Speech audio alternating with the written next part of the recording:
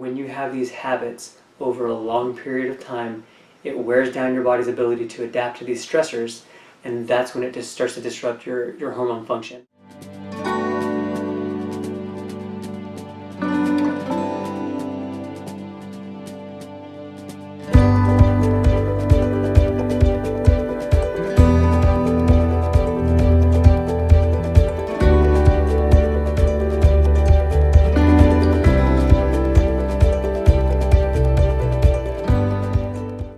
Hi, I'm Dr. Richard L. Robles. In this video, I'd like to talk to you about another deal breaker in recovering from thyroid symptoms.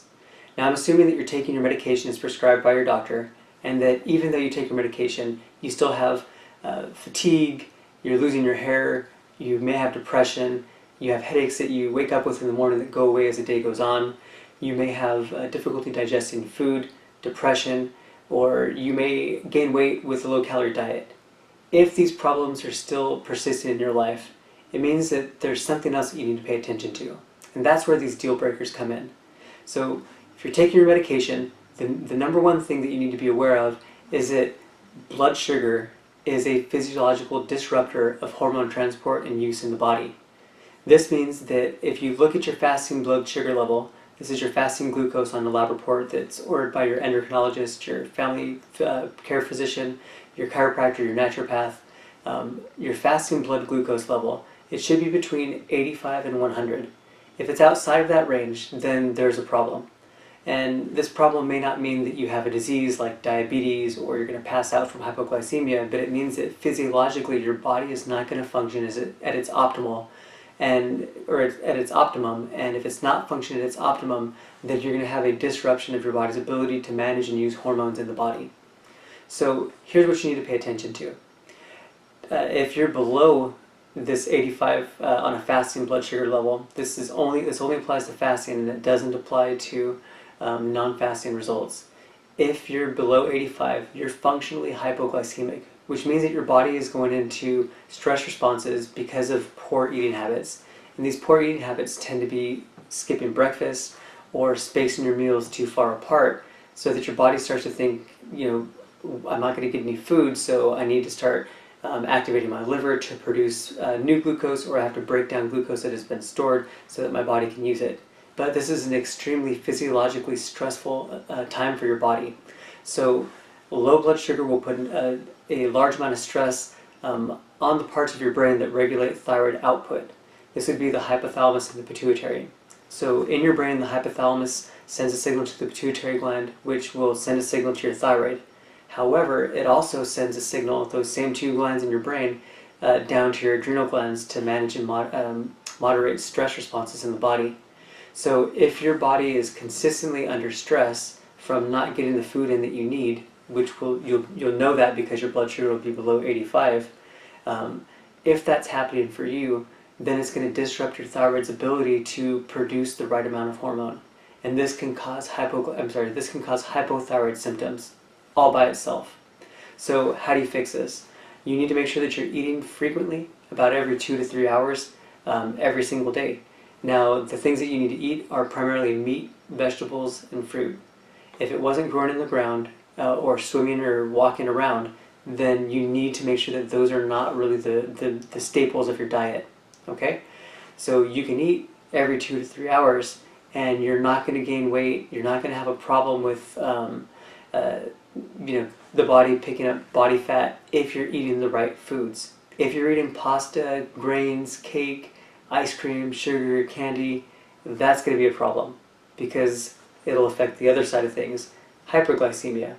Hyperglycemia we're going to see with a fasting blood sugar over 100. Now, very similar to hypoglycemia, it has an impact on the way that your body starts to store and use energy.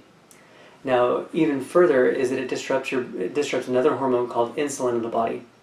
When your body starts to become resistant to insulin because you have all this sugar in your blood that your body needs to put away into the cells, it starts to change, and it changes the way that your body converts thyroid hormones, in particular T4 into T3. Now, T3 is a more biologically active hormone that allows your body to metabolize food and create energy. If your body has a difficult time converting your T4 into T3 appropriately, you're going to have hypothyroid symptoms, even though your lab tests are normal.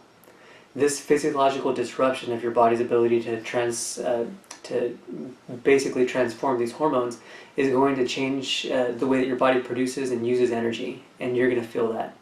So to fix hyperglycemia, it's very similar to fixing hypoglycemia. You need to eat about every 3.5 hours, and you need to make sure that you have good sources of protein, vegetables, and fruit, and you need to stay away from the ice cream, cake, sugars, cookies, grains, pastas, and so on. Those are the things that drive up your blood sugar. Now, of course, one meal that disrupts your blood sugar or a one meal gap is not the end of the world and is not going to create your thyroid symptoms, but when you have these habits over a long period of time, it wears down your body's ability to adapt to these stressors, and that's when it just starts to disrupt your hormone function. And so you have to work harder and longer to be able to recover those parts of your body. Some people notice within a week or two that they start to feel better. For some people it takes a little bit longer.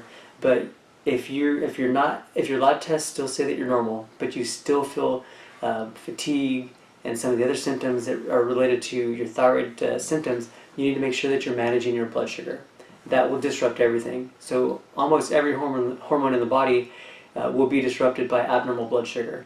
So it's very important to deal with this and make sure that you've managed your blood sugar so that that's off the table. Once that's off the table, then you can start looking at adjusting your thyroid hormone medication to make sure that it's right for your body.